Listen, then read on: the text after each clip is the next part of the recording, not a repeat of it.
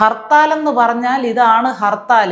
ശക്തി പ്രകടനം ഏതായാലും വിജയിച്ചിട്ടുണ്ട്, ജനജീവിതം സ്തംഭിപ്പിക്കാൻ സാധിച്ചിട്ടുണ്ട്. ഇവറ്റകൾ കാട്ടുന്ന കോപ്രായങ്ങൾക്ക് കഞ്ഞിയും പയറും കൊടുത്താൽ മതിയല്ലോ കൂലിയായിട്ട്.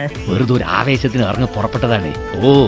എന്തിനു വേണ്ടിയായിരുന്നു ഈ ഹർത്താൽ നടത്തിയത് എന്ന് നമുക്കറിയാം. നിതിൻ രാജിന്റെ മരണത്തിലുള്ള ഒരു പ്രതിഷേധത്തിന്റെ ഭാഗമായിട്ടായിരുന്നു ഹർത്താൽ. പക്ഷേ എന്തിനു വേണ്ടിയായിരുന്നു ഈ ഹർത്താൽ എന്ന് ഒന്നുകൂടി നമ്മൾ ചോദിച്ചാൽ എന്നതായിരിക്കും ഉത്തരം. അതൊരു പുതിയ സംഭവമല്ലല്ലോ.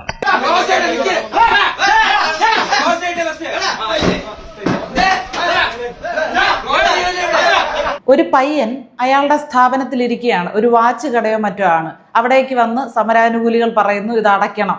അത് സിസ്റ്റം ക്ലോസ് ചെയ്തുകൊണ്ടിരിക്കുകയാണ്, അത് ക്ലോസ് ചെയ്യണ്ടേ? അതിനുള്ള ഒരു സമാധാനം കൊടുക്കുന്നില്ല. എന്താടാ അടയ്ക്കടാ അടയ്ക്കടാ അടയ്ക്കടാ എന്ന് പറഞ്ഞ് അങ്ങ് ആക്രോശിച്ചുകൊണ്ടിരിക്കുകയാണ്. പയ്യൻ അങ്ങോട്ട് എഴുന്നേറ്റ് ടേബിൾ അടച്ച എന്താടാ എന്ന് തിരിച്ചു ചോദിച്ചപ്പം ഈ സമരാനുകൂലികളെല്ലാം വാല് ചുരുട്ടി.